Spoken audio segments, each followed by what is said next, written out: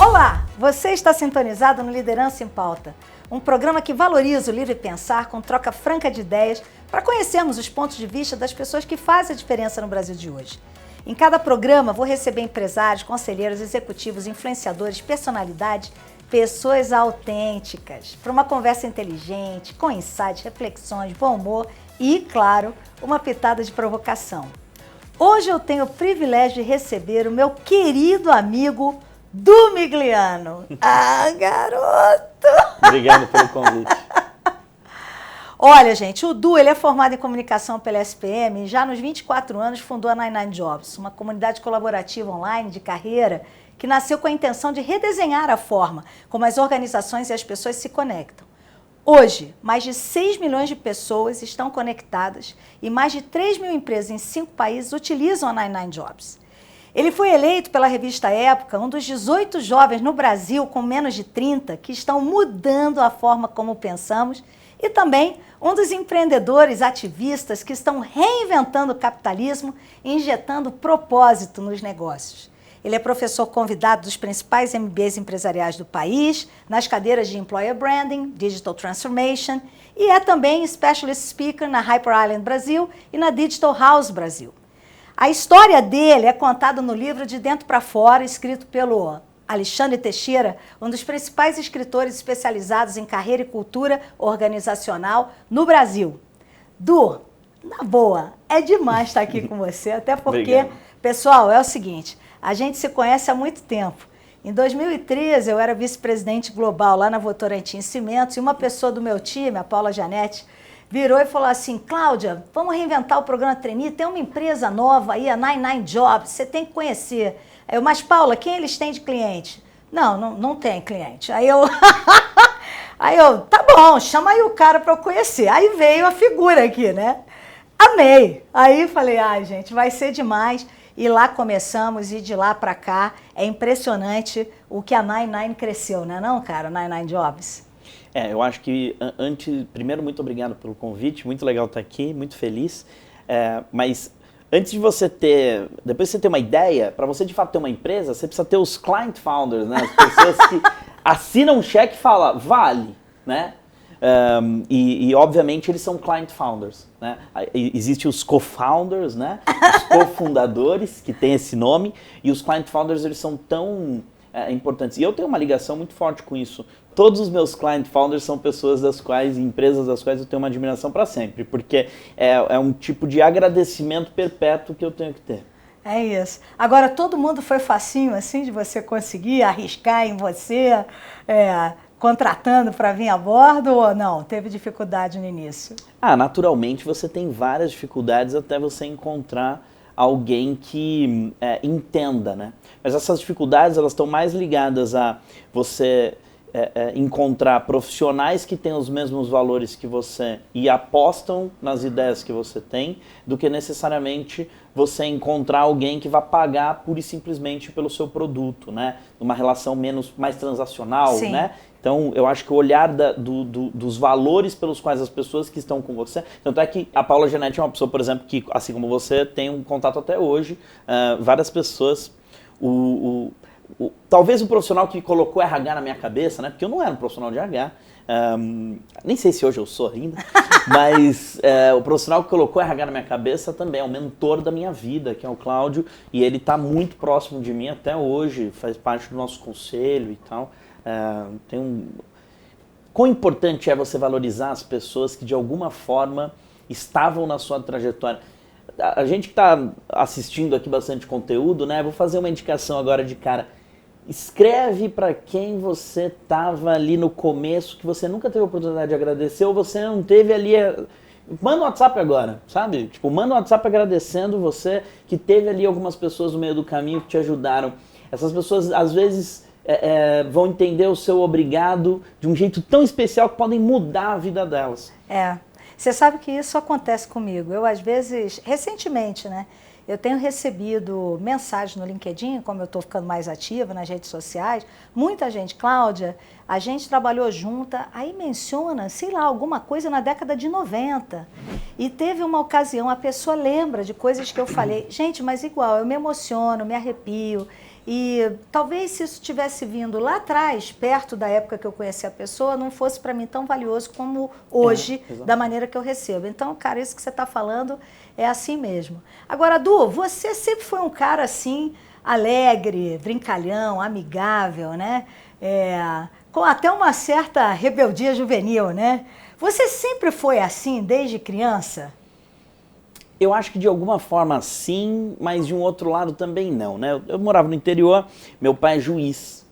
E meu pai sendo juiz, ele tipo tinha um... Eu brincava que ele tinha as audiências durante o dia e a noite era comigo, né? Então assim, eu não tinha advogado.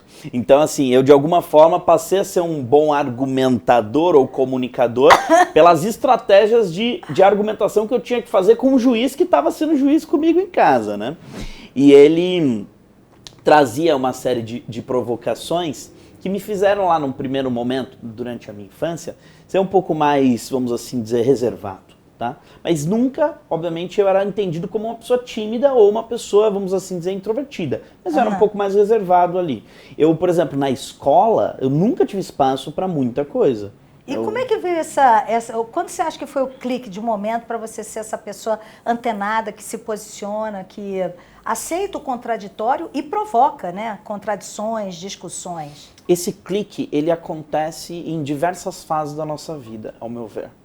Tem lá a antroposofia, que fala que a gente está dividido em 7 anos. Já vi. Estudos são lindos, né? E eu fui descobrir isso só depois. Eu acho que de 7 em 7 anos eu furo alguma bolha da minha vida.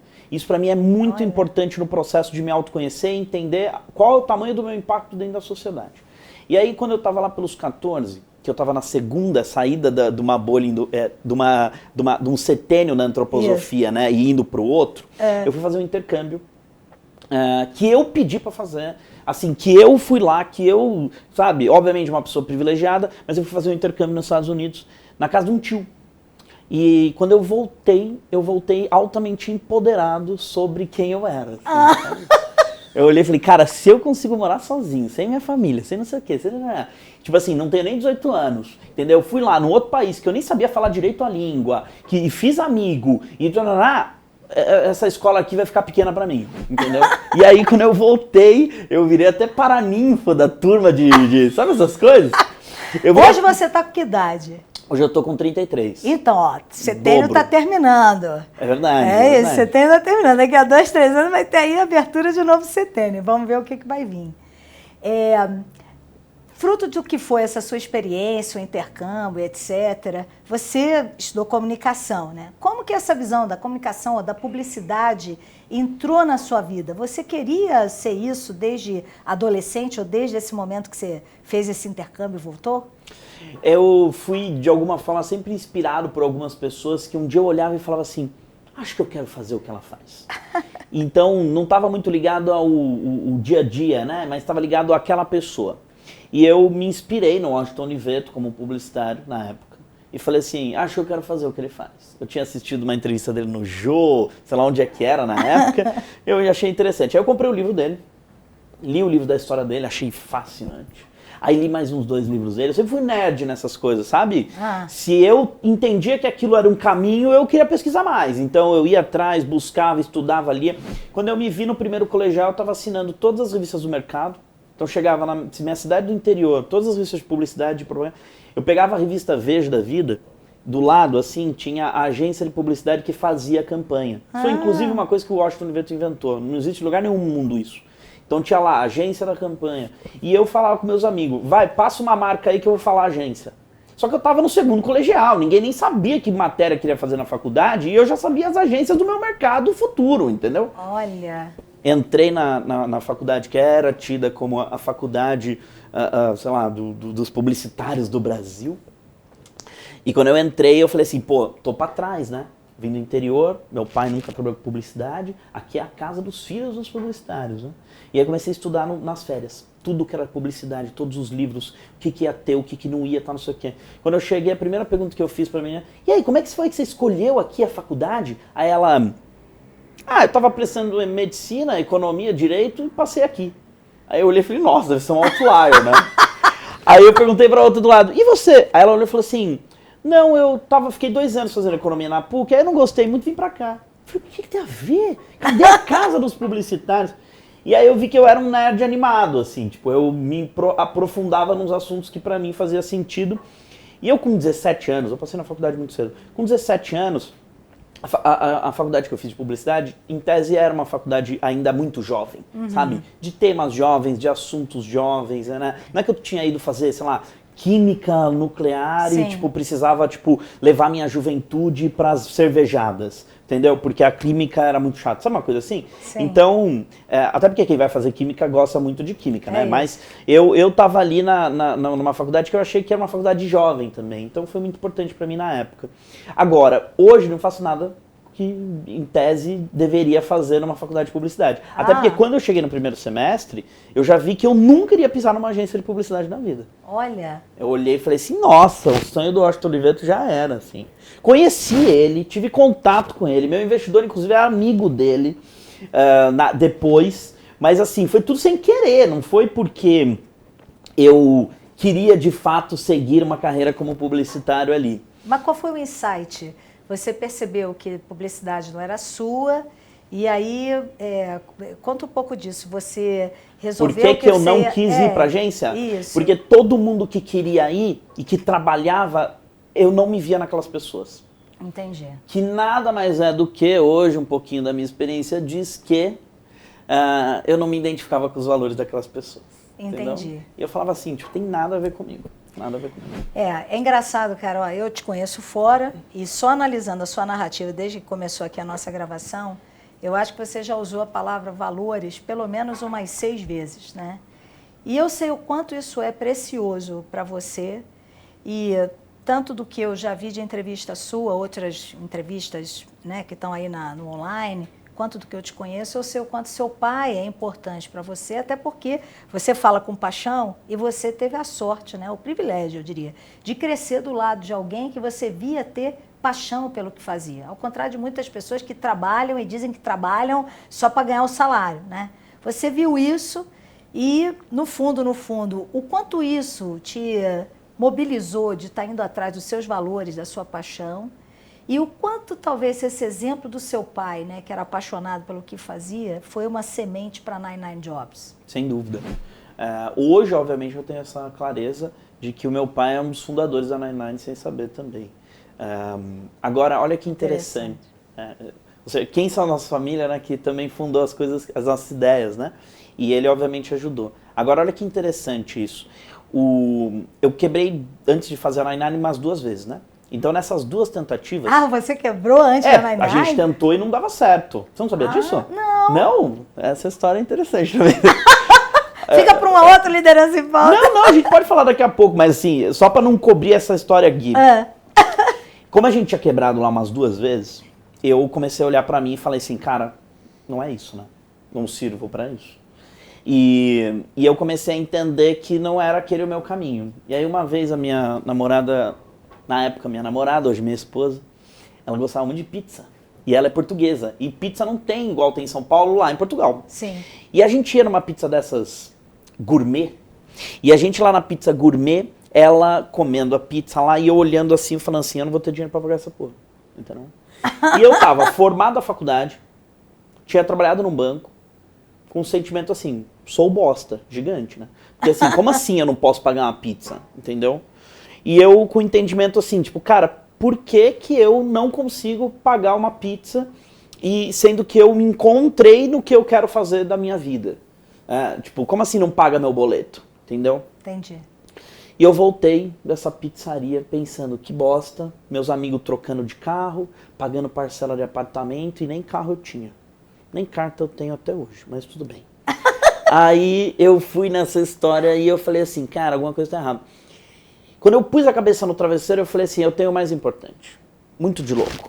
na mesma noite. Falei assim, meu coração que está dizendo para eu ir para lá. Não é o que o mercado está mandando. E a história de todo mundo, Cláudio, de todas as vezes que eu fui nerd pesquisando a história de pessoas, todo mundo que fez algo muito grande, tem um pedaço ali no caminho que, tipo assim, não sabia nem como pagar as pizzas, entendeu? E eu olhei e falei, cara, deve ser parte da porra toda que eu vou continuar. Só que eu continuei de um jeito diferente. Eu liguei pro meu pai e falei, pai, eu preciso que você me pague uma coisa. Aí ele falou assim, tipo, já meio... Meu pai nunca foi assim, óbvio, ele pagava minha faculdade, mas assim, não foi um cara assim, tipo, eu tinha cartão de crédito, sabe? Sim, tipo, sim. Nunca, sempre foi... e aí eu falei assim, eu preciso que você me pague uma coisa. Ele falou, o quê? Eu falei, terapia. Eu falei, eu preciso fazer terapia. E eu achei que na terapia, e é interessante, né, quando você faz terapia, por exemplo, a gente faz terapia pra conversar com quem não faz, né? Porque se terapia fosse uma coisa pra todo mundo, a gente não precisava nem fazer, né? Porque tava todo mundo no nível já da terapia.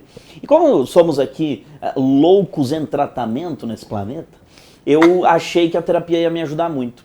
Cheguei na terapia, ela vai lá e fala o quê? Do meu pai. Eu falei, ótimo, entendeu? Ainda bem que ele tá pagando, né? E fiquei ali conversando com ele sobre as coisas que eu tava ouvindo. E eu descobri que com 7 anos meu pai minha avó separou, minha avó semi-analfabeta, empregada doméstica, morreu há 2 anos, faleceu há 2 anos sem saber ler até hoje.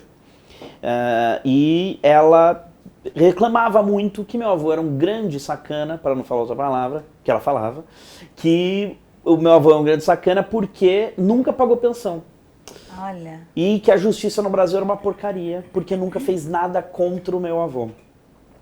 E nessa que não fizeram nada contra o meu avô, a minha avó, o meu pai ficou com o sentimento de que ele tinha que fazer alguma coisa pela sociedade. Ele falou, então eu vou fazer direito. Né? Olha. Caminho de muita gente que faz direito, porque entende que existe uma injustiça dentro da sociedade. E aí ele foi fazer direito, e no processo de fazer direito, ele processou meu avô. A primeira pessoa que ele processou na vida foi o meu avô.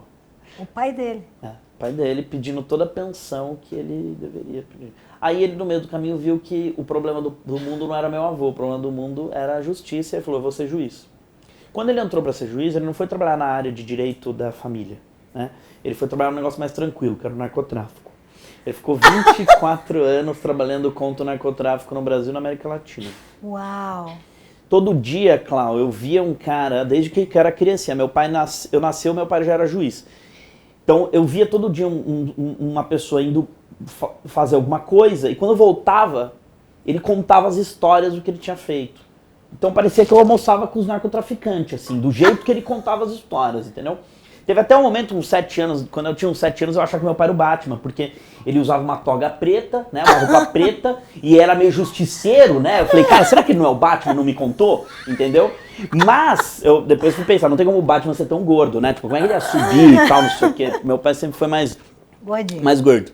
E aí, eu olhava pra essa história toda e falava assim, puxa, o que ele tá indo fazer tá ligado a... A gente entende trabalho desde que a gente é criancinha, quando o nosso pai fala assim, a nossa mãe fala assim, agora o papai e a mamãe não pode brincar porque precisa trabalhar. Aí automaticamente a criança olha e fala assim, trabalho, tomara que eu nunca precise fazer isso. Porque trabalho, etimologicamente, na cabeça da criança, tá ligado ao oposto de brincar. É isso. Entendeu? Olha Por que o Google coloca piscina de bolinhas, bicicleta, escorregador? Pra, tipo, tentar trabalhar com o motivo pelo qual você entendeu que trabalho está ligado a brincar. Ou não entendeu que trabalho não está ligado a brincar. Olha que interessante. E aí, meu pai voltava e eu falava assim, cara, ele não tem um trabalho. Ele tem que ir pra fora de casa e fazer o mundo ser um lugar melhor. E eu coloquei isso na minha cabeça. E todos os trabalhos que eu tive na minha vida, Cláudio, estavam ligados a isso. Então hoje eu entendo que a minha missão é ajudar as outras pessoas a encontrar a sua missão do trabalho. Por isso que meu pai tem toda essa importância aí. Porque a 99, ela quando foi criada, a gente criou um algoritmo que ranqueava por valores. Eu ia te perguntar isso. De onde surgiu o conceito da 99 Jobs e o que é de fato a empresa, né? Fala um pouco da 99, como surgiu e o que ela faz. Quando a gente criou, a gente estava tentando resolver o seguinte problema. Por que as pessoas que passam nos processos seletivos das principais empresas do Brasil são cortadas pela universidade, pelo inglês, pelo teste de lógica, tal, não sei o quê? Esses cortes são cortes de altíssimo privilégio, entendeu? Sim. E aí eu olhei e falei, cara, deve ter algum jeito de fazer isso. E a gente estava vivendo um momento de entrada no Brasil da classe C e D na universidade. entendeu? Óbvio que... Isso era que ano, mais ou menos, assim, tipo... 2010, 2011. Ok. Não é que a gente estava vivendo, a gente já tinha ali resquícios de pessoas que tinham feito faculdade, se endividado, inclusive, e não estavam conseguindo melhorar de vida, o que em tese lhe foi prometido. E eu olhei e falei, cara, deve ter gente muito boa nesse processo, nesse Brasil como um todo, que não, né? Quando você pega, por exemplo, a história lá do... Um exemplo nada a ver, assim, quando você pega, por exemplo, a história do Zezé de Camargo e Luciano, que o pai, pedreiro, pegou as fichinhas. Esse cara, se tivesse estudo, entendeu? Seria presidente da Bev. Entendeu o que eu quero dizer? Tipo, quantas dessas pessoas estão aí no Brasil e não tem essas, né? E a gente continua, por conta do modelo que foi feito lá atrás, a gente continuava diminuindo e excluindo uma parcela da população considerável.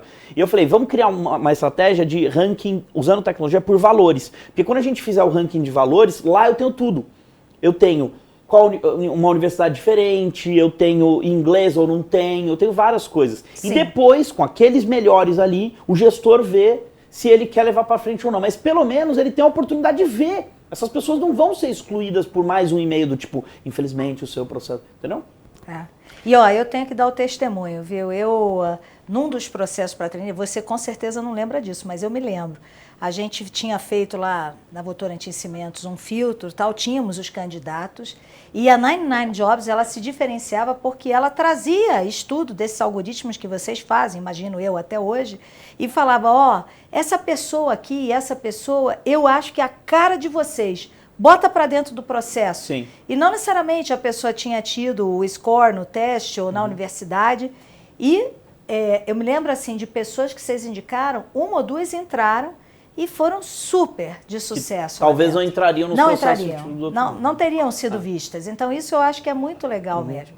E sendo bem transparente com você, é uma lógica de reparação social. É. É uma lógica de não continuar usando as mesmas estratégias que apenas privilegiam alguns grupos e que sempre foram usadas, até hoje são usadas.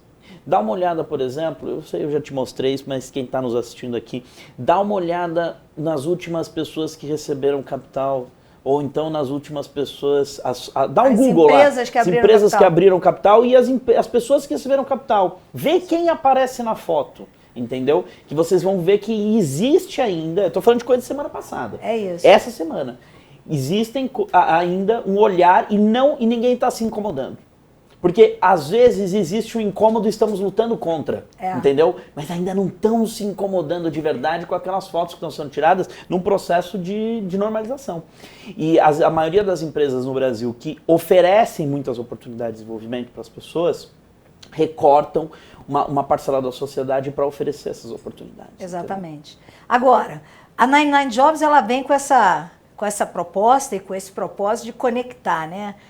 A pessoa com os valores dela, com a empresa que tem determinados valores e a partir desse encontro realmente a pessoa ficar muito feliz e realizada na empresa dos sonhos dela, né? Agora, a gente sabe que tem muita gente aí no mercado de trabalho que não sabe ainda exatamente o que quer, não sabe a que veio no mundo. O que você daria de dica para essas pessoas? O que elas têm que fazer para pelo menos se situar melhor? Duas coisas, Cláudio. A primeira delas existe um entendimento do que é uma organização que normalmente esse entendimento, até das informações que existem na internet pública, que você conseguiria ter um pouco mais de noção a fim de descobrir se aquela empresa tem a ver com você. Você lembra daquela parte da história que a gente estava falando aqui? Que eu desisti de trabalhar em agência porque eu não me via com aquelas pessoas. Isso. Eu não me via indo num jantar com elas, eu não me via indo num bar, eu não me via... E existe, obviamente, um formato das pessoas. Você trabalhou em empresas que tinham culturas organizacionais muito fortes, sim, que deixavam claro quem eram as pessoas que trabalhavam ali ou ali, entendeu? Ali ou lá. Então, assim, isso é uma coisa que existe muito forte nas empresas. Essas informações, elas estão públicas. Então, assim, quanto mais você pesquisa sobre quem trabalha lá, melhor você vai ter. Se você, por exemplo, manda uma mensagem numa rede social para alguém que trabalha lá, falando que um dia você gostaria de trabalhar lá, mas você não está pedindo emprego, você só quer conhecer a pessoa. bater um papo, fazer uma mentoria de meia hora, tomar um café online, entendeu? Se essa pessoa, a forma como essa pessoa responde o teu e-mail, a forma como essa pessoa, tipo, te dá abertura, a forma como essa pessoa, tipo, fala com você durante a call que foi marcada, já está dizendo sobre a cultura organizacional da empresa. E quando você vai tendo essas noções, você vai olhando e falando, puxa, isso tem mais a ver comigo, isso daqui tem menos. Agora, é importante testar. É importante testar. Para eu chegar aqui, eu trabalhei. Chegar aqui, eu nem acho que eu cheguei em muita coisa, eu acho que tem muita coisa para fazer ainda, muita. Para eu chegar aqui, trabalhei em banco, trabalhei em empresa de bem de consumo, trabalhei em empresa de entretenimento, fiz meus estágios de agência, trabalhei em ONG. Olha o tanto de lugar que eu trabalhei para um dia olhar e falar, é isso aqui, entendeu? Hoje eu, obviamente, vou fazer uma avaliação de que eu peguei um pouquinho de todos. Né? Peguei um pouquinho de tudo que fazia sentido. Eu fui fazer publicidade, só que quando você está fazendo uma venda de uma empresa, eu não estou vendendo uma job description, não estou vendendo lá, você vai ter responsável. Não, eu estou vendendo a cultura organizacional. É isso. Lá você pode ir com roupa colorida que não tem problema. Lá você vai poder ir de bicicleta. Lá você vai poder ter a oportunidade da maioria das lideranças serem uma mulher. Entendeu? Isso tudo são formas de contar sobre a cultura da qual você vai viver. Se existisse uma 99 Jobs há anos atrás, né, quando você estava entrando no mercado de trabalho, né, e a 99 fosse olhar você como candidato, com quais empresas ia dar match do Migliano? Pergunta legal essa, hein? Até porque senão eu vou acabar privilegiando algumas aqui. Olha, eu vou te falar uma coisa. Hoje, primeiro eu trabalharia em todas as empresas que uma pessoa chamada Fábio Barbosa estivesse. Amo ele de paixão. Se ele montar uma igreja, eu sou um dos principais. Eu vou fazer. Não sou fiel, eu vou ser ministro da igreja. Sabe o ministro que dá as coisas lá? A água, vou estar junto com ele. Fábio Barbosa, para mim, é uma referência. Ele que me ensinou o que é valores, sendo bem transparente. Sem eu ter falado, e eu falei com ele 2 vezes na vida quando ele me ensinou isso. Depois a gente, obviamente, foi falando mais vezes. Mas quando ele me ensinou mesmo, eu falei 2 vezes. E ele me ensinou mostrando dentro da empresa inteira que ele tinha construído, com 35 mil funcionários. Então, todas as empresas que ele trabalhasse. Agora, hoje, eu trabalharia no Magalu. Se você me perguntar, hoje, eu trabalharia no Magalu. Eu ia até ir para esse ponto, né? Eu não sei o quanto todo mundo acompanhou, mas a 99 Jobs, ela foi responsável pelo programa de trainee só para pessoas negras, que foi organizado pela Magalu, né? E que foi ponto de muita polêmica, né? E dentro de tudo que você fala, né, da briga pelos valores, né, tal, eu imagino o quanto para você isso tenha sido assim de profundo significado num mundo e num momento que as empresas estão falando muito sobre essa questão de diversidade e inclusão, né? Então a minha pergunta para você é: o que você entende que é o papel da 99 Jobs com relação a esse tema e outros temas que estão em voga, né? Seja a visão de diversidade racial, seja a visão de incentivo, né, para que a gente abrace com mais tranquilidade, abertura a questão do LGBTQIA+, a visão de inclusão dos PCDs, né? O que você sente que é o trabalho da 99 Jobs junto às empresas? Acho que o primeiro trabalho que a gente tem é transformar a nossa empresa numa empresa mais inclusiva, sempre. Para isso, de fato, ser. Porque o que acontece? O trabalho não é mais do Du. O trabalho é de mais de 100 pessoas que trabalham lá todos os dias, que de alguma forma estão estendendo os nossos serviços ou até criando novos, entendeu? Então, quando a gente se torna inclusivo, obviamente que os nossos clientes vão se tornar também. Porque isso virou uma consequência lá dentro, né? Então, eu acho que esse é o nosso papel, assim, tipo, se tornar... Eu lembro em 2016, eu tinha falado sobre o ranking de valores, e aí eu vi em 2016 a gente só recrutando pessoas brancas para as empresas. Entendeu? Isso, você olhando você como 99 Jobs. Como prestador de criador de uma coisa que não tinha a ver com a minha missão, entendeu? Olha. E em 2016 a gente viu aquilo e eu falei assim, 56,1% da população brasileira está excluída do nosso trabalho. E eu não estou falando de estatística, eu estou falando de pessoas que por conta da cor delas, elas não estão aqui, entendeu? E as discussões, as conversas na 99, tipo, eram muito elitizadas nesse sentido. Só que eu tenho um problema que eu gosto de ser hacker das coisas, né? Pra gente fazer programas de trainee lá, com você, eu prestei 66 programas. Olha. Eu passei em 16. Mas eu não passei porque eu era bom, eu passei porque eu sabia passar nos programas. Olha. E eu hackeei aquela parada toda. Só a minha planilha de programas de trainee que eu tinha já era o suficiente para eu passar em alguns. Entendeu? Se alguém visse a minha planilha, já tinha. E esse processo de hacker é de você entrar lá dentro de você e falar assim, eu tenho que ter vivido a melhor experiência para um dia construir alguma. Entendeu? E aí o que aconteceu? Eu pensei assim, quais são as classes minorizadas que a gente pode trazer aqui para dentro da 99, né? Então você tem pessoas negras, que não é minoria, é maioria no Brasil, então são classes minorizadas. Você tem mulheres na liderança. Eu tinha algumas ali que já me mostravam que eu estava indo por algum caminho, mas eu não sabia se essas pessoas, por exemplo, que estavam ali, tinham se embranquecido frente ao mercado, aceitavam algumas coisas que o mercado fazia, só para aquelas pessoas não se sentirem excluídas lá dentro. Isso. Né? Então o que eu fiz? Eu fiz um programa para egressos do sistema prisional. Entendeu? Então eu coloquei gente que não entra nas culturas organizacionais, pura e simplesmente. E esse cara que estava lá, os meninos estavam lá, não é que eles trabalhavam fazendo, como é que fala? Trabalho mais manual? Sei lá, trabalhava na Copa da 99, entendeu? Não. Tipo, não, eles eram assistentes de vídeo lá dentro, entendeu? Construíam vídeo dentro da nossa área de comunicação, para cliente, tá? E os assuntos do almoço da 99 eram Stanford, MBA, e passaram a ser Franco da Rocha, primeiro comando da capital e tal. Demais! Falei, pronto, estamos hackeando essa bagaça, entendeu? E no processo da gente hackear essa história toda, olha só que interessante. Nossa, cara, que interessante. Eu não sabia que isso... Não sabia disso? Não, muito legal. No processo da gente fazer isso daí, esse menino, que é meu amigão até hoje, entendeu? Até me emociono de falar dele, porque ele é um cara que, assim... sem ele saber o tanto de coisa que ele mudou na minha vida. Olha. Entendeu? Eu levava ele no MASP. Nossa, olha, eu tô vendo você emocionada, é legal isso. Eu levava ele no MASP e as ideias que ele trazia de ter ido num museu pela primeira vez na vida eram ideias que eu nunca, em escola nenhuma, ia aprender. Entendeu? Bom, a família dele como um todo mundo da família dele tem uma ligação muito forte comigo. Isso depois. E saber que o motivo pelo qual um cara gênio do jeito que ele é um gênio. Um moleque inteligentíssimo, ele é novo ainda, deve ter, sei lá, 26 anos. Entendeu? Um moleque gênio como aquele, se o meu espermatozoide, né, tava na barriga da minha mãe e poderia ser na barriga da mãe dele. Sabe umas loucuras assim? Você vê que é sorte pura, né? E a sociedade no Brasil como um todo diminui, exclui, né, uma parcela considerável da população só por uma estratégia hegemônica de poder fake. Não gera merda nenhuma mais o fato de eu saber que eu tô morando ou tenho um carro blindado, sabe? Tipo, isso é sinônimo de status.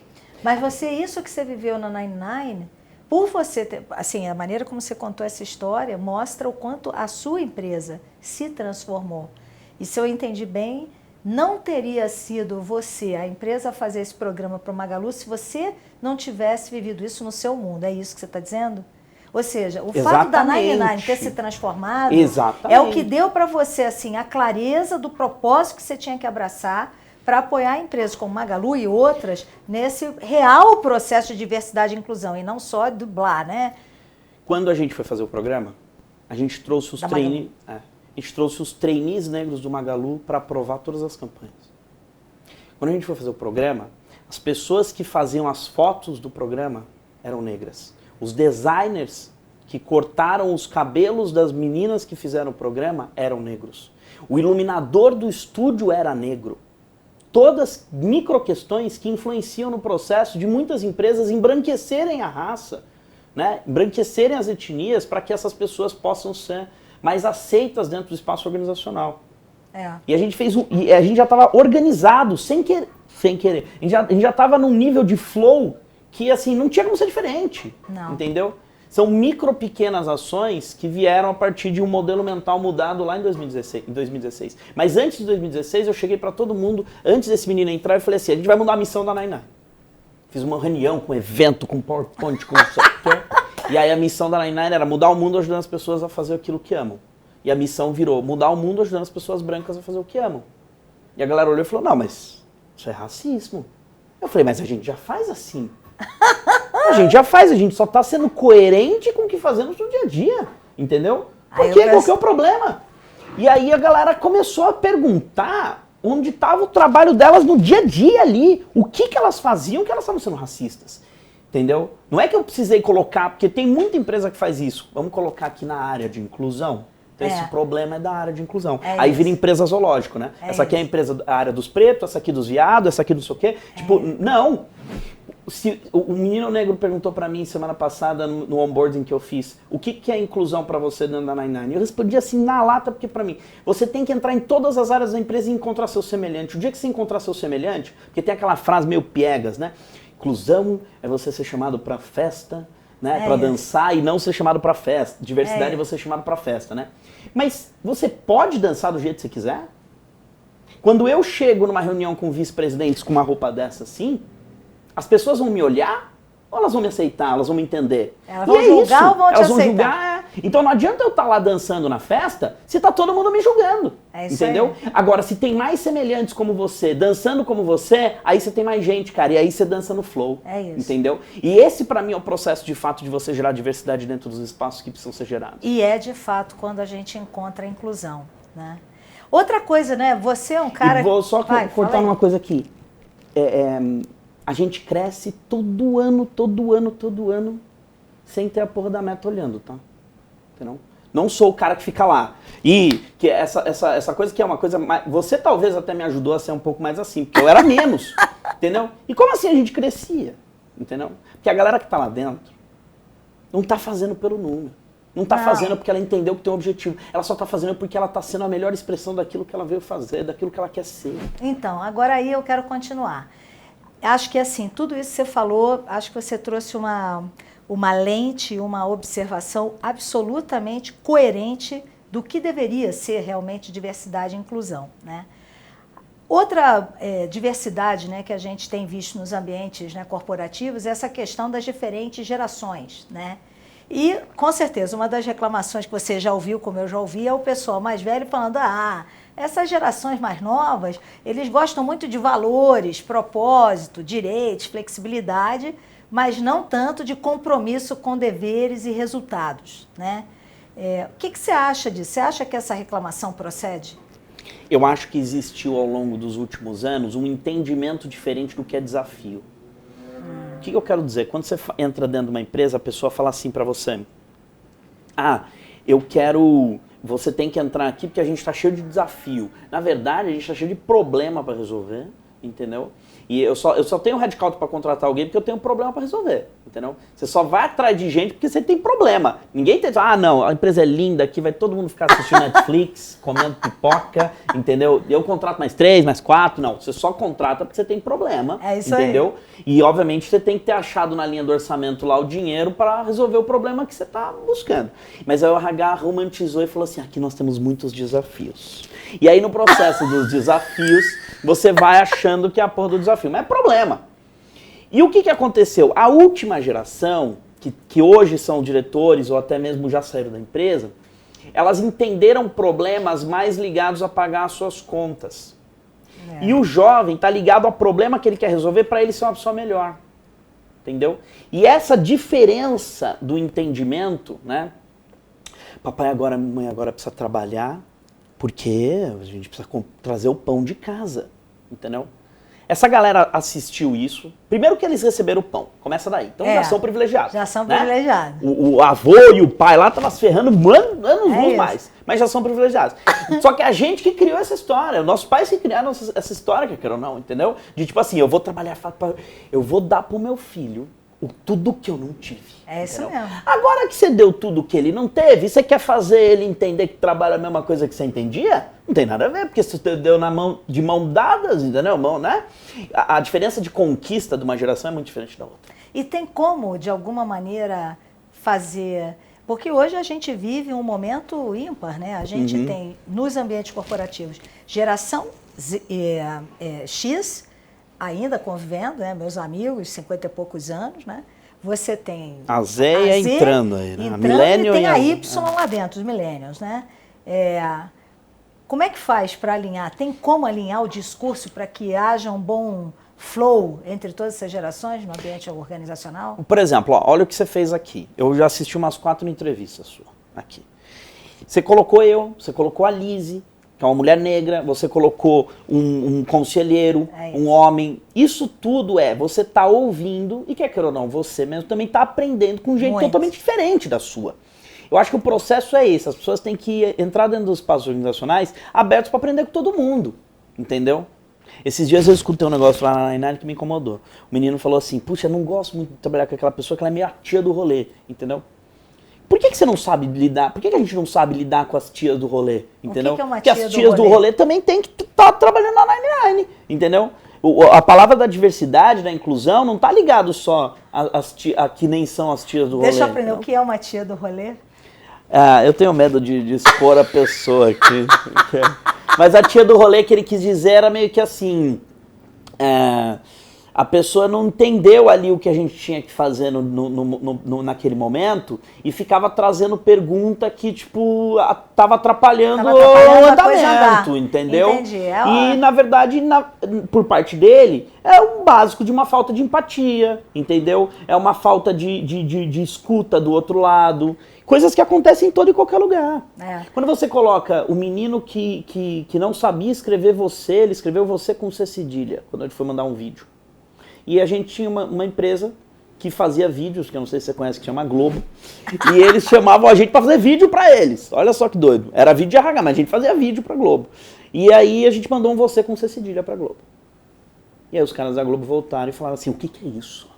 Mas me deram uma sola que você não tem noção. E eu lá só assim, como é que eu explico pro cara? Entendeu? Aí um dia elas foram no escritório, a gente foi para almoçar. Eu chamei o menino e ele veio conversar com elas, contou a história dele pra ela. Nossa, ela já tava no quinto choro. Aí eu falei, vocês lembram do você com C cedilha? Elas lembram. E quando eu falei isso, elas travaram. Aí eu falei assim, qual é a capacidade que as grandes empresas têm de ter empatia com o outro lado da ponte? Você obriga o outro lado da ponte a vir para Faria Lima, para aprender e falar do jeito que você é, entendeu? Mas você não tem empatia para entender o porquê que o outro lado da ponte está fazendo o que está fazendo. E olha só, não ia pro mercado, tá? O você com C cedilha. A sua revisão ajudou a gente a mudar. Ajudou, claro. Só que daí qual a dificuldade que eu tenho de incluir esse cara aqui? Muito maior. Porque você como empresa não compreende, não entende, não busca um nível de excelência que não é real. Não é Brasil, sabe? Tipo, não vai ajudar. Esse menino tomou uma porrada sem querer por conta do você com C cedilha, que o sentimento dele de querer no dia seguinte ir para a empresa é diferente. São pequenas coisas no processo, onde a gente é empático em desenvolver o indivíduo. Né? E isso cai muito no espaço do RH. Todo e qualquer gestor fala mal do processo de recrutamento que está sendo feito, do RH que não desenvolve isso aqui. O trabalho é dele. O trabalho é dele de desenvolver as pessoas que estão ali junto. Agora, o que eu percebo é que isso tem... Essa mudança, essa transformação dentro do espaço organizacional depende de uma visão de empatia, mas também de um próprio aprendizado mesmo. Aprendizado que eu acho que esse momento de pandemia trouxe para todo mundo, da necessidade de aprender sobre humanização, soft skills. Quando você olha nas empresas, as pessoas mais velhas, né, mais seniors, né, você acha que essa turma que viveu uma geração, assim como eu vivi, de que você tinha que aprender só a parte técnica, né, os hard skills, se essa turma não se conscientizar mesmo de que tem que avançar na aprendizagem dos soft skills, essa turma está fora ou ainda tem espaço para essa galera? Mas é exatamente isso, a gente precisa conversar. A gente precisa criar espaços de conversa. Clau, 700 mil profissionais no Brasil faltam na área de tecnologia. A gente não vai conseguir crescer o quanto a gente deveria, porque faltam 700 mil profissionais. O motivo pelo qual faltam está ligado em hard skill. Então, assim, não dá pra falar que agora o soft é mais importante que o hard e que o hard não sei o que. Entendeu o que eu quero dizer? Ponto, entendi. Tipo assim, agora, falta a gente se conversar. Falta o gestor. As mentorias mais legais que eu tive na minha vida foi na carona que eu fazia com a minha chefe pra ir pra casa. Toda terça-feira ela me dava uma carona. Tinha terça-feira que eu não queria trabalhar, mas eu só ia por conta da porra da carona. Entendeu?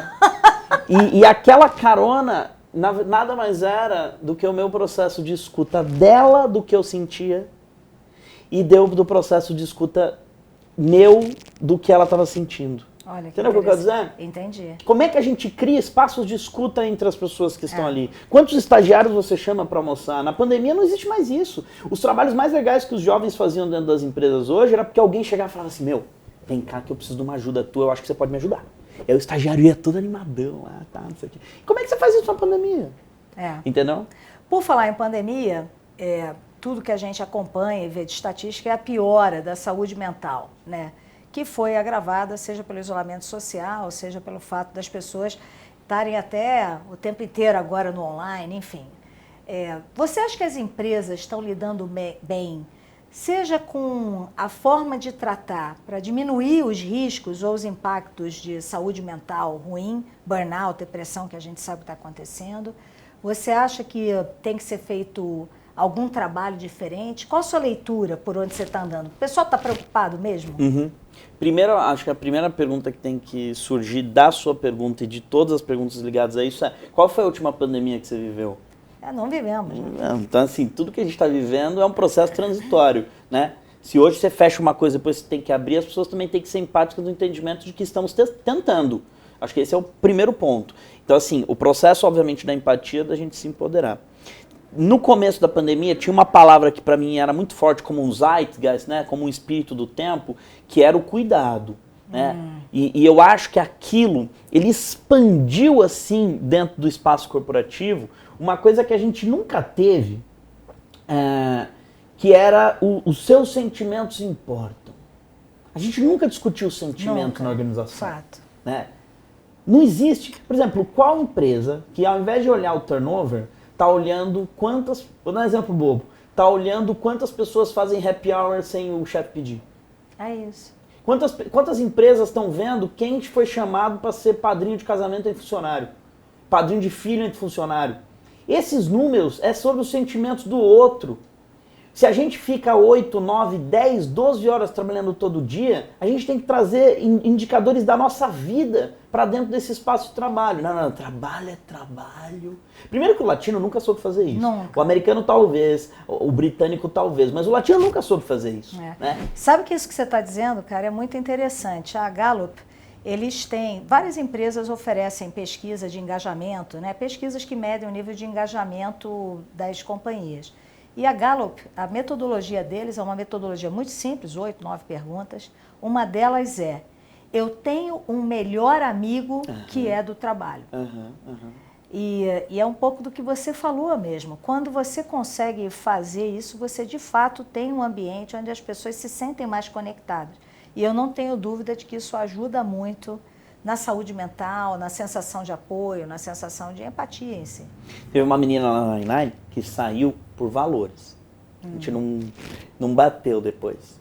E ela casou recentemente e metade do casamento dela era de ex-99ers. Olha. Todos demitidos. Mas é isso. Entendeu?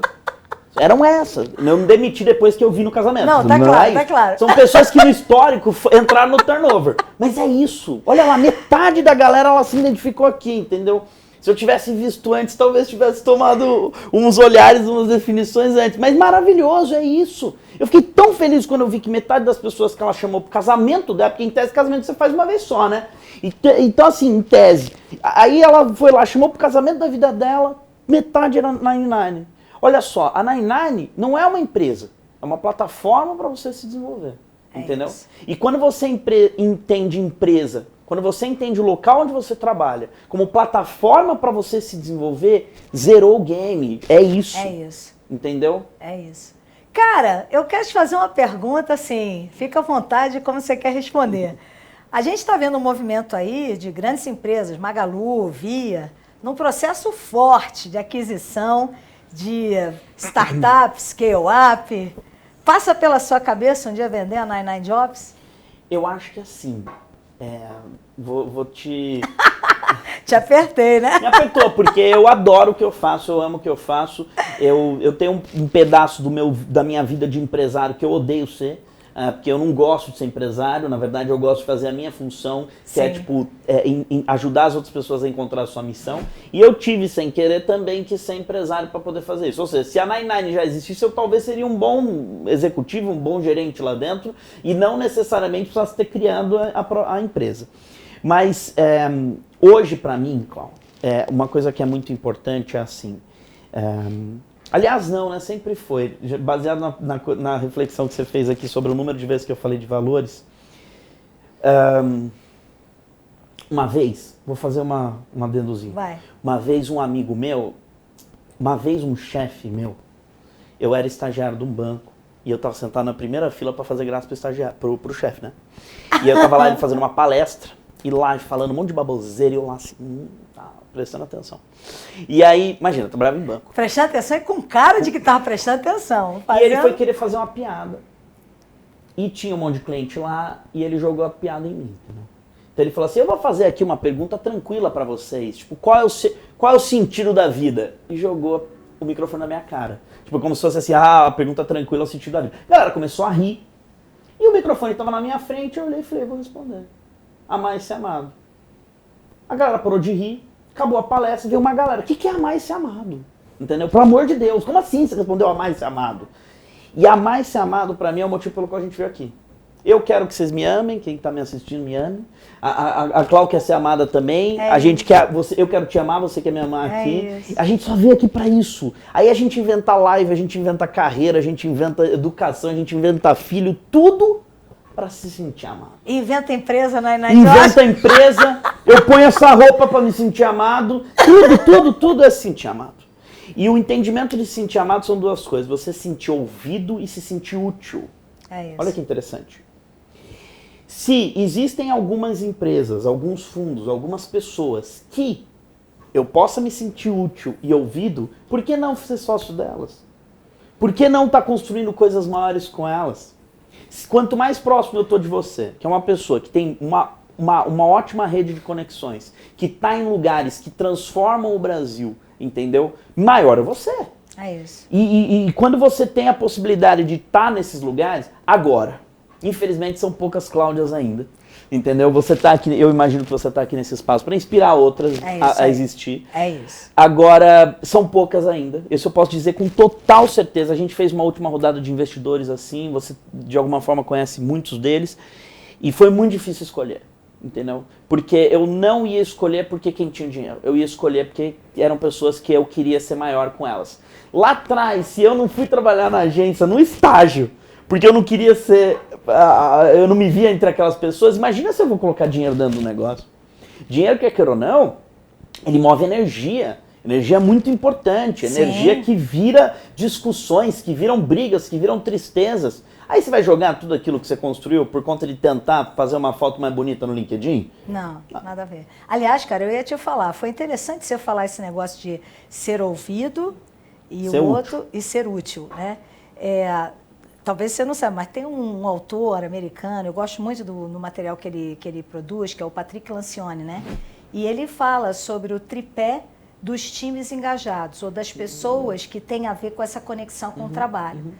Elas querem que você saiba quem elas são, né? Ou seja, elas não querem estar lá e, pô, a gente às vezes tem gente no time que a gente nem sabe o nome. Né? Elas querem que alguém saiba o que elas são. Elas querem saber que elas estão fazendo alguma coisa que é útil para alguma coisa, para alguém.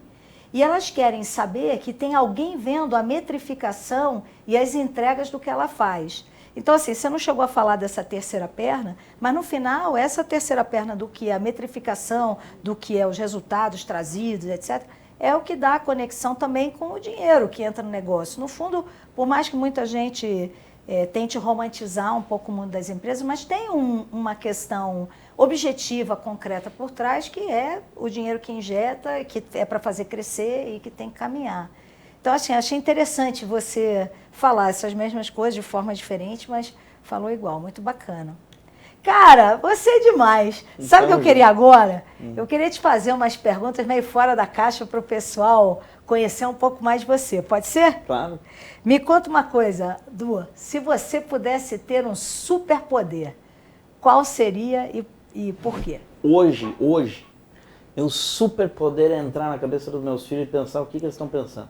Mas Queria que são muito bebezinhos. saber. São bebezinhos, eles têm 9 meses.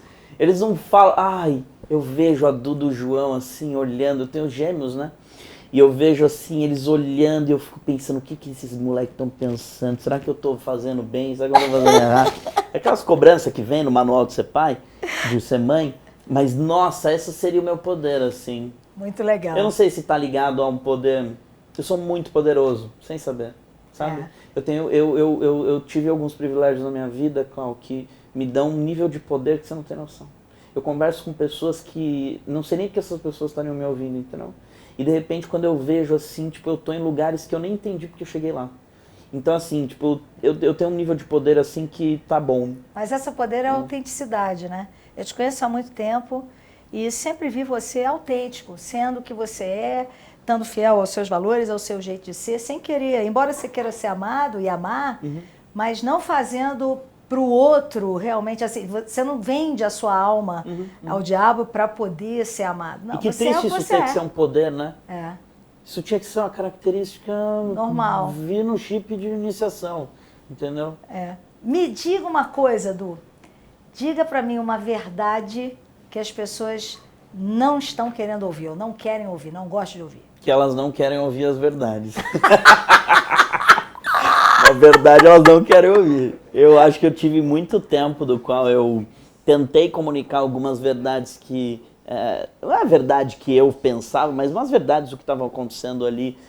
E a gente chegava na conclusão das verdades. Quando a gente chegava na conclusão da verdade, a galera caía, sabe? Tipo, qual foi a frase mais impactante que você ouviu na sua vida?